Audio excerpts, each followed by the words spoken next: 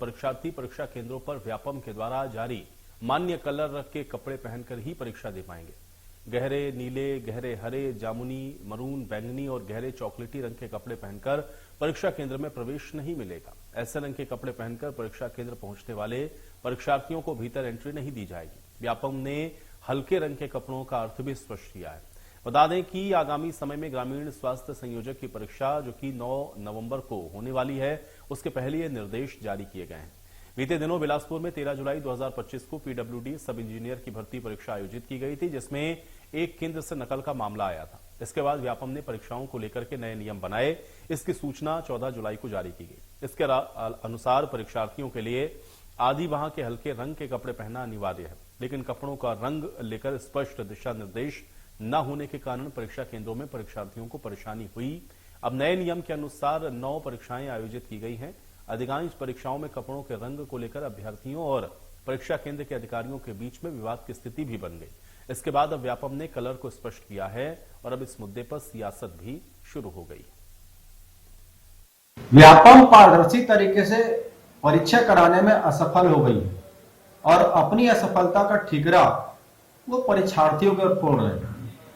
कभी कहते हैं कि कपड़े का कलर इस प्रकार से नहीं होना चाहिए, बेल्ट नहीं होना चाहिए और बहुत सारे पाबंदी इनके द्वारा लगाया जाता है। ये तो व्यापम की कमियां हैं। परीक्षार्थियों का इस प्रकार से शर्तें लागू कर कहीं ना कहीं परीक्षार्थियों को तनाव में लाकर परीक्षा को प्रभावित करने का प्रयास व्यापम के द्वारा किया जाता है। ये बिल्कुल ही निंदनीय है। और पूर्व में जो व्यापम में परीक्षाएं हुई है उसमें तो ढेर सारी त्रुटियां पाई गई है, प्रश्नों में त्रुटियां पाई गई है, बाद में उसको प्रश्नों को वहां से हटाया गया है। तो ये गलती तो व्यापम की है। परीक्षार्थियों को बेवजह तनाव देने का काम व्यापम को नहीं करना चाहिए। व्यापम पारदर्शी तरीके से परीक्षा कराए, ये उनकी जिम्मेदारी। नए संशोधन किए जिसमें कपड़े को लेकर कुछ निर्णय लिया गया है।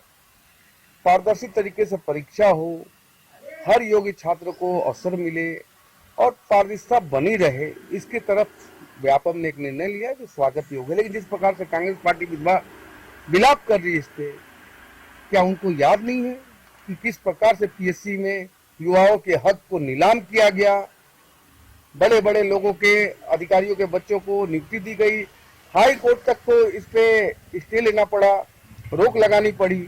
आज कांग्रेस पार्टी किस नैतिकता से इस पे बात करती है? क्या पारदर्शिता कांग्रेस पार्टी चाहती नहीं है कि पारदर्शिता हो? छात्रों के हित में, छात्रों के भविष्य को लेकर एक नियम और संशोधन व्यापम लेके आए, उसका स्वागत होना चाहिए।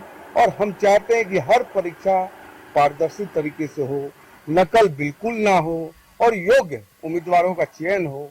इस प्रकार से इस निर्णय का स्वागत करना चाहिए हम सभी को मिलकर।